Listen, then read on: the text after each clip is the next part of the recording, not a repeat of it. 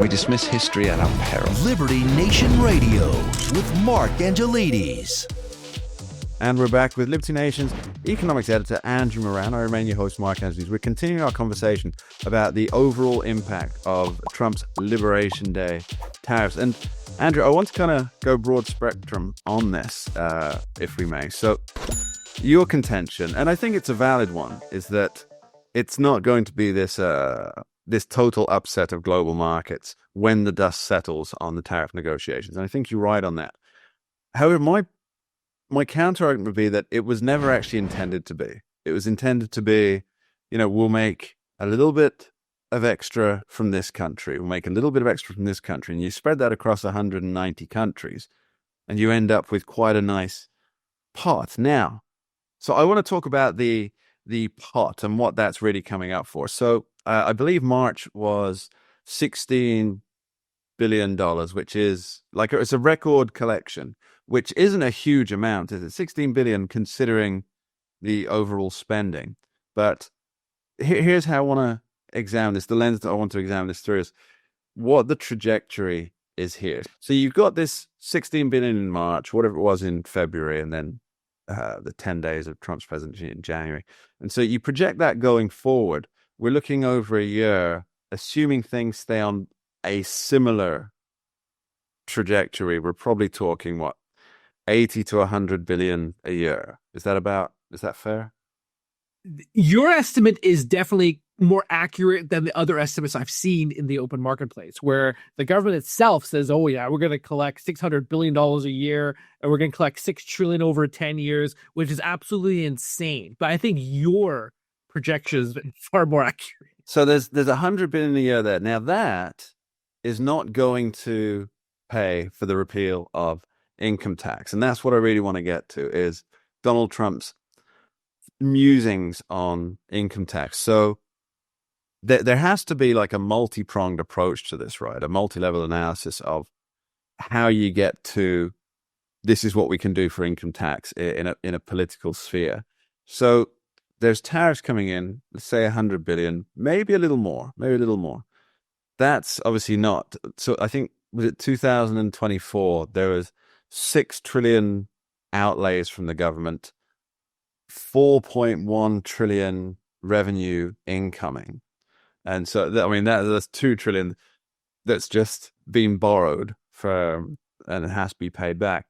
So tariffs by themselves won't do anything. You need a multi-pronged approach to do anything around the edges of income tax. And so you've got DOGE, which is optimistically, by the time it shuts up, the project shuts up shop, although the department won't in July 2026. Optimistically, it will cut, I would say, in my opinion, maybe 800 to 900 billion off yearly expenditures. So you've got that, plus you've got 100 billion off tariffs. That's $1 trillion aside per year, which is interesting, but it does nothing to deal with the extra 2 billion spending on top of the 4 billion revenue. So what other areas can Donald Trump look at, or the government look at, or successive governments look at, to try and get these numbers close together? Ooh, wow, there's lots to unpack there. If there are. Well, the one area which I've been storing all this up.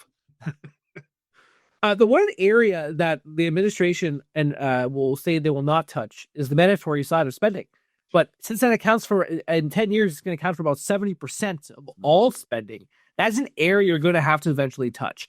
You talked about DOGE. The problem with DOGE is that, it's finding cuts. I think to date, let's just be liberal and say, $100 billion. The problem is that Congress is not codifying this. So it's not actually taking the cuts and, reducing the budget with it. Now, tariff revenue, that's another interesting thing. When we look at all these tariff revenue estimates, it's all based on, assuming that global trade remains the same, nothing changes at all, then it generates, $3 trillion over 10 years. But of course, as we all know, tariffs do upend trade flows. Now also with tariff revenues, Scott Bessent, he compared it to a shrinking ice cube in a glass. He was saying, fine, tariff revenues you hope will pay for a lot of government spending, but eventually, once more you have onshoring and reshoring of manufacturing, then you increase domestic income, and therefore that pays for more government spending. Now, also on income taxes alone, Commerce Secretary Howard Lutnick, he was on, I think it was 60 Minutes, and he was saying, you want to eventually eliminate income taxes for anyone paying less than $150,000. Once again, he later clarified only once you balance the budget.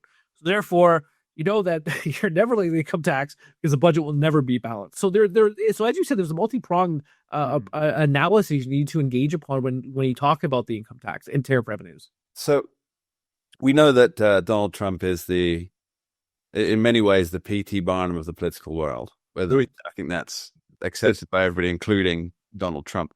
And you have this situation. So you have the status quo now where this is income tax. It exists as it does. And then he's saying in this bright, sunny, golden age, there'll be zero income tax on people earning less than $150,000. The reality, I think, is going to be somewhere along a spectrum in the middle there for what can be achieved. Where do you think that will land by the time the next presidential election comes around? Where do you think reality will show its head? I think the reality is the current one big beautiful bill. I think that's going to be the permanent status quo tax rates. So therefore you're never going to let income tax. You look at the monthly Treasury statement. You look at the interest payments and you compare it to, let's say, the income tax collections. So, and in many months, the income tax collections account for nearly half of interest payments alone. So how can you eliminate a major source of revenue for the government just to service the debt? It's not going to happen. So the One Big Beautiful Bill, it permanently extends the Tax Cuts and Jobs Act. So you have across the board lower income tax brackets. So that's the reality of the situation. You're not going to eliminate, you're not going to abolish income tax. No matter how great that would be, you're not eliminating and you're not balancing the budget. So maybe I'm just a skeptic, but the numbers do not support the projections and proposals from many administration officials. So we have a big, beautiful bill will be the standard. Yeah. And so what I guess people who are sick of paying income taxes are looking for a bigger and more beautiful bill next time around. Andrew Moran, thanks ever so much for joining us. Thank you for having me. We dismiss history at our peril. Liberty Nation Radio with Mark Angelides.